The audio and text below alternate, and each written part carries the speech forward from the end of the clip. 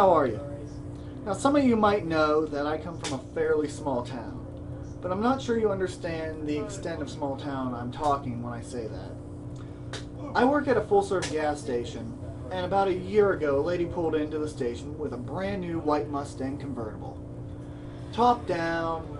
It was top down because it was a beautiful day, and I walked out there, started filling up the car, and right there in the back of the seat was a goat. It was tied down to the front seat, to the driver's seat, and there was hay strewn throughout the entire thing. So eventually I asked her, what's with the goat? And she told me, oh, he's a sick goat. We need to take him to the vet. I say, aw, what's wrong with the goat? And I start to pet his muzzle and scratch under his chin. You know, because what else would you do with a goat? Well, she looks at me and says, oh, we're taking him to be put down. He has rabies. Why are you letting me pet the goat with rabies? Seriously, this is an animal that is known for biting with a disease that is spread through, guess what? Biting!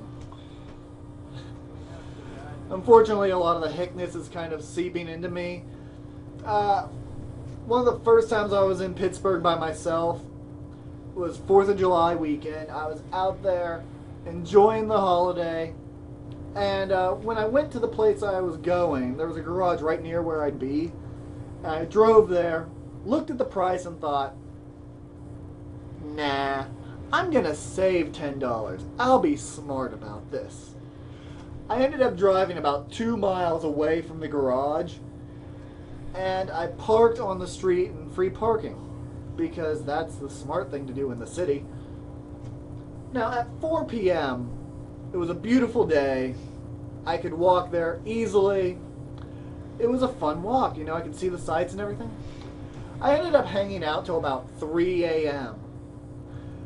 And at 3 a.m., 2-mile walk through a part of the city you're unfamiliar with is not so much fun. I ended up thinking the entire time walking there, I've seen this movie. Eventually, I'm about a block from my car, just got around the corner, and I look over and I see a dark alley. Now, the smart thing to do at this point would have been to continue walking around the corner. But me, being the genius that I am, decided, shortcut! And so I ducked down into the back alley. Now, at this point, I started to realize that I was very alone. Except for this guy walking towards me. Had kind of a strung out face, you know, like you get when you've used meth or crack too much. Was kind of staggering around as he walked near me. And my mind starts thinking, I'm gonna die, I'm gonna die, I'm gonna die, I'm gonna die, I'm gonna die, I'm gonna die, I'm gonna die. Now, the smart thing to do at this point would have been to turn around and run screaming like a little girl out of the alley. What I did do was think to myself, no, pretend you're tough. Pretend this is your turf. If he thinks this is your turf, he won't touch you. You're safe.